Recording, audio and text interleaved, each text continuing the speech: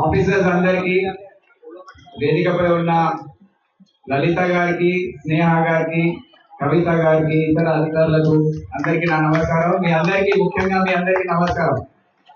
చాలా సంతోషం అవుతుంది మీ అందరినీ ఈ విధంగా డాన్స్ చేస్తూ చూస్తుంటే.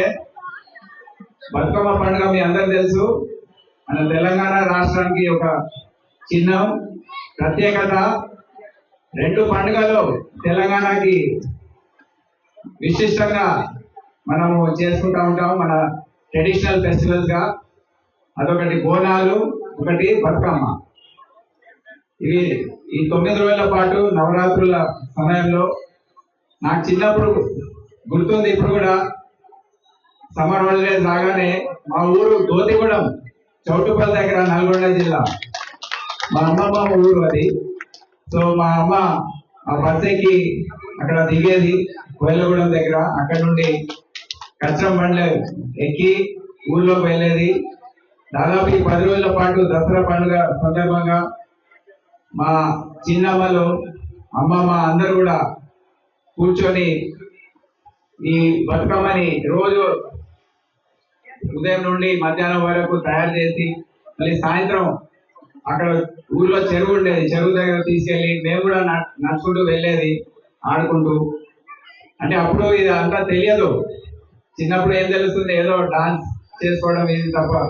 కానీ ఇప్పుడు దాని ప్రత్యేకత ఏంటనేది పెద్దగైన తర్వాత అర్థమైంది. ప్రత్యేకంగా పోలీస్ డిపార్ట్మెంట్ వచ్చిన తర్వాత బతుకమ్మ పండుగ అనేది ఎంత ప్రత్యేకమైనది తెలంగాణ ప్రాంత ప్రజలకు అనేది పూర్తి స్థాయిలో అర్థమైంది. అందుకే రాష్ట్రం ఏర్పడిన తర్వాత ఈ బతుకమ్మ ఫెస్టివల్ కి స్టేట్ ఫెస్టివల్ అని డిక్లేర్ చేయడం జరిగింది. అప్పటి నుండి మనం చాలా పెద్ద స్థాయిలో పోలీస్ డిపార్ట్మెంట్ లో కూడా, హైదరాబాద్ సిటీ పోలీసు గత 3 సంవత్సరాలు మనం చూస్తున్నాం, పెద్ద ఎత్తున ఈ వేడుకలు ఈ విధంగా మ్యూజిక్ పెట్టుకొని బతుకమ్మ డాన్స్లు ఏవైతే ఉన్నాయో దాని డాన్సుల గురించి కూడా మా వైఫ్ లలిత చెప్తుంది. ఆ డాన్స్లు, ఆ స్టెప్ ఎప్పుడు కూడా ఒక బోరింగ్ స్టెప్ ఉండేది. ఆ టీవీలో చూసి దీని తప్ప ఇంకేం రాదా నేను చెప్పేవాడిని.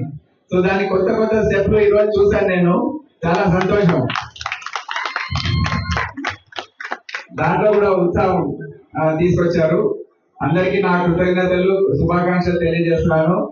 ఇంకా మీ ఎక్కువ సమయం తీసుకోకుండా ఈ వేడుక సందర్భంగా మీ కుటుంబ సభ్యులందరూ కూడా ఆయు ఆరోగ్యాలు దేవుడు ప్రసాదిస్తారని నేను ఆశిస్తూ, మీరందరూ కూడా హ్యాపీగా ఉండాలి, హ్యాపీగా ఉద్యోగం చేసుకోండి.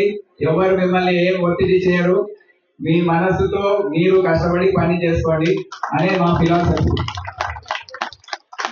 I wish you all the best and your families also happy Batukamma. Thank you and nice.